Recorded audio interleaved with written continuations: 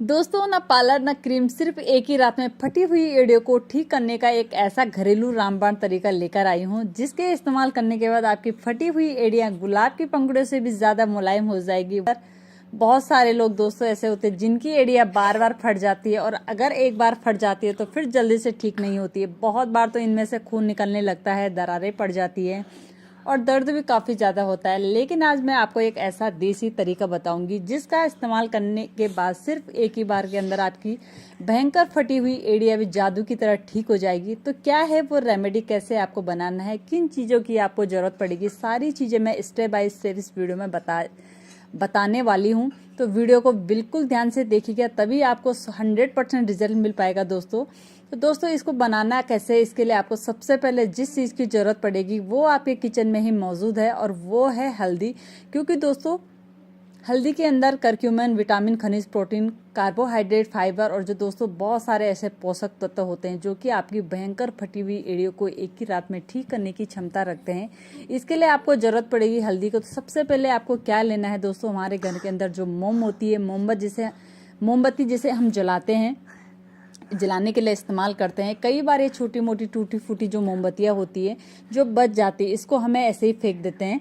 लेकिन आपको इस्तेमाल करके बहुत ही आसानी से अपने भयंकर फटी हुई एड़ियों को सिर्फ एक ही रात में ठीक कर सकते हैं, और वो भी एक ही बार में। सबसे पहले आपको थोड़ी सी मोम लेनी है और इसको एक बर्तन में रख के अच्छे तरीके से पहले गर्म कर लीजिए। तो सबसे पहले आपको क्या करना है दोस्तों, सबसे पहले आपको मोम को अच्छी तरीके से एक बर्तन के अंदर डाल के पिघला देना है। इसके अंदर जो धागे होते हैं इसकी जो बत्तियां अलग अलग कर लेना है, क्योंकि इनका कोई भी काम नहीं होगा। तो यहाँ पर सबसे पहले मैं इनको अलग कर लेती हूँ, क्योंकि दोस्तों मोम के अंदर बहुत सारे ऐसे न्यूट्रिशन होते हैं जो कि आपकी फटी हुई एड़ियों और दरारों को एक ही रात में ठीक कर सकते हैं। यहाँ पर मैं आपको एक चुटकी, बिल्कुल 1 पिंच के बराबर लेनी है हल्दी, और इस मिश्रण के अंदर जब यह मोम गर्म होगा उसी वक्त आपको मिला देना है। अब यहाँ पर आपको लेना है दोस्तों एलोवेरा जेल। जी हाँ दोस्तों, मैं यहाँ पे ले रही हूँ एलोवेरा जेल। एलोवेरा जेल में ऐसे पोषक तत्व होते हैं जैसे कि vitamin A, vitamin B, vitamin B12, बहुत सारे ऐसे पोषक तत्व होते हैं, folic acid, calcium, magnesium, zinc, बहुत सारी ऐसी चीजें हैं दोस्तों कि आपकी भयंकर फटी हुई एड़ियों को भी ठीक करते हैं और इनमें होने वाला दर्द और दरारों को भी भरते हैं। तो यहाँ पर दोस्तों आपको बस थोड़ी सी मात्रा में लेना है एलोवेरा जेल। जो फ्रेश एलोवेरा जेल होता है उसी का यूज करिएगा, क्योंकि उसका असर बहुत तेजी से होता है।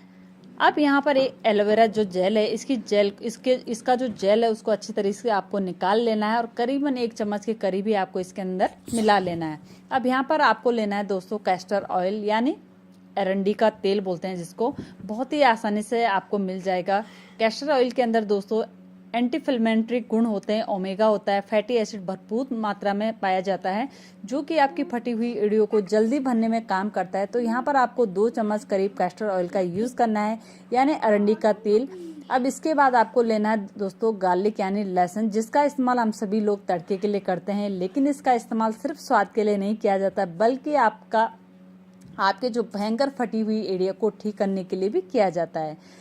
जिन लोगों की एड़ियाँ काफ़ी ज़्यादा फट जाती है और उनमें कई बार खून निकलने लग जाता है, कई बार बहुत ही भयंकर दर्द होता है फटी हुई एड़ियों में, तो उसके लिए उन सभी लोगों के लिए हमेशा गार्लिक का इस्तेमाल करना चाहिए। गार्लिक का तो आप गार्लिक ले लीजिए। यहाँ पे देख सकते हैं मैंने 2 यहाँ पे कलियाँ ले रखी है। आप ग्रेटर की हेल्प से ग्रेट कर लीजिए या फिर बारीक इसको कूट कर चटनी की तरह आप बना दीजिए। मैंने इसको ऐसे कूटा हुआ है। उसके बाद ही आपको इस्तेमाल करना है।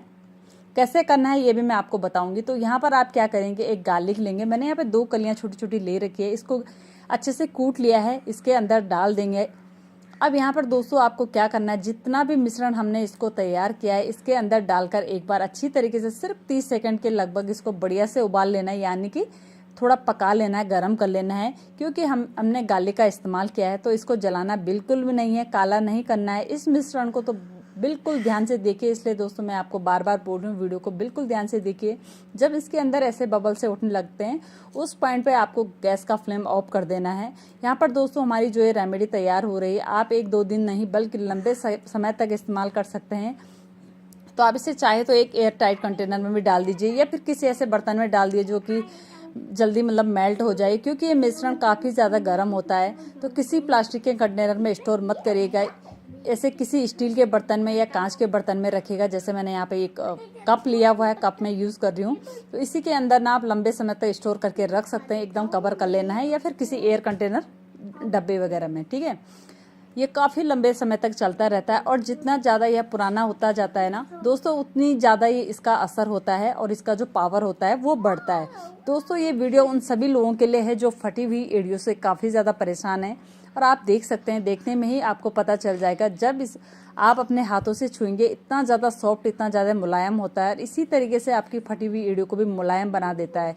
एकदम ये मक्खन जैसा लग रहा है, बिल्कुल गुलाब की पंखुड़ियों की तरह। दोस्तों इसको किस तरीके से आपको यूज़ करना है वो बिल्कुल ध्यान से देखिएगा। इसका इस्तेमाल आपको करना है दिन में 2 या 3 बार। आप जब नहा लेते हैं, हाथ पैरों को अच्छी तरीके से धो लेते हैं, साफ कर लेते हैं, क्योंकि दोस्तों हमारी बॉडी कई बार क्या होता है, डिहाइड्रेट हो जाती है। हम लोग पानी वगैरह कम पीते हैं और गर्मियों में अक्सर पानी हम लोग मतलब बॉडी में कमी हो जाती है पानी की, बॉडी डिहाइड्रेट हो जाती है, डेड टिश्यूज इकट्ठा हो जाते हैं और दरारें पड़ जाती हैं पैरों के अंदर। तो आप इस तरीके से यूज़ कर सकते हैं इस रेमेडी को। आप यहाँ पर इसको 2 बार इस्तेमाल करेंगे, एक बार सुबह के समय, जो सबसे अच्छा रहेगा जब आप बिल्कुल हाथ पैर को अच्छी तरह से साफ कर लेते हैं या नहा के। इसके बाद आपको ये रेमेडी अपने पैरों के ऊपर, अपनी एड़ियों के ऊपर, इवन आप अपने दोनों हाथों के ऊपर भी अप्लाई कर सकते हैं। जिन लोगों के हाथ बार बार ड्राई हो जाते हैं या फट जाते हैं, उनके लिए भी रेमेडी बहुत ज़्यादा फायदेमंद रहती है। तो आपको क्या करना है दोस्तों, सबसे पहले सुबह का जो समय होता है उस टाइम पर अपने पैरों के ऊपर आपको इस तरीके से रेमेडी को, तो देसी तरीके से हमने तैयार किया है ये रेमेडी, आपको इस तरीके से अप्लाई कर लेना है। बहुत ही अच्छा रिजल्ट देती है दोस्तों, और एक बार ही आपको फ़र्क पता चल जाएगा। जब आप इसको यूज़ करेंगे एक बार के अंदर ही आपको पैरों की जो हालत है ना वो बिल्कुल इम्प्रूव होने लगेगी और आपके पैर बहुत जल्दी मुलायम होने लगेंगे। और इसको लगाने के साथ ही अपना एक काम करना रेमेडी शुरू कर देती है। तो यहाँ पर जैसे ही दोस्तों आप यूज़ करेंगे ना, तो आपका जो दर्द है उसमें भी आपको आराम लगने लगेगा। आपकी जो फटी हुई एड़ियाँ है वो भी जल्दी ठीक होने लगेंगी। तो आज से इस रेमेडी को बनाकर आप स्टोर करके रोज़ रेगुलर आप यूज़ करना शुरू कर दीजिए, ताकि आपको भविष्य में कभी फटी हुई एड़ियों की शिकायत दोबारा से ना हो सके। इसके लिए दोस्तों आपको पार्लर नहीं जाना पड़ेगा, ना ही कोई क्रीम लानी पड़ेगी, महंगी से महंगी कोई क्रीम हम लोग इस्तेमाल करते हैं ना अक्सर, बिल्कुल भी नहीं ज़रूरत पड़ेगी करने की। बिना किसी खर्च के आप बहुत ही आसानी से यूज़ कर सकते। अरंडी का तेल नहीं है तो आप इसकी जगह कोकोनट ऑयल का यूज़ कर सकते हैं। जैसे अरंडी का तेल कई बार हमारे घर पे अवेलेबल नहीं होता, तो आप नारियल का तेल भी इसमें यूज़ कर सकते हैं। बहुत ही ज़्यादा फायदेमंद होता है। कई लोग तो सरसों का तेल भी करते हैं, मेरे घर पे तो आज भी सरसों का तेल यूज़ होता है इस रेमेडी को बनाने के लिए। मेरी सासू माँ अक्सर, उनके पैर फटे रहते हैं, अब तो हमारे भी हाथ पैर फटने लग जा रहे हैं, तो मैं यही रेमेडी यूज़ कर रही हूँ। बहुत ज़्यादा फायदेमंद होता है, वही काम करता है जो आपको अलग से कोई तेल खरीदने की ज़रूरत बिल्कुल भी नहीं पड़ेगी। तो मेरे प्यारे दोस्तों, अगर आपको ये वीडियो ज़रा से भी पसंद आ रही तो दोस्तों और फैमिली और फ्रेंड्स में ज़रूर शेयर करें, और साथ ही दोस्तों चैनल पर पहली बार आए हो तो सब्सक्राइब जरूर करिए। दोस्तों जल्दी ही मिलूंगी आपसे फिर एक नई वीडियो के साथ, तब तक के लिए बाय बाय।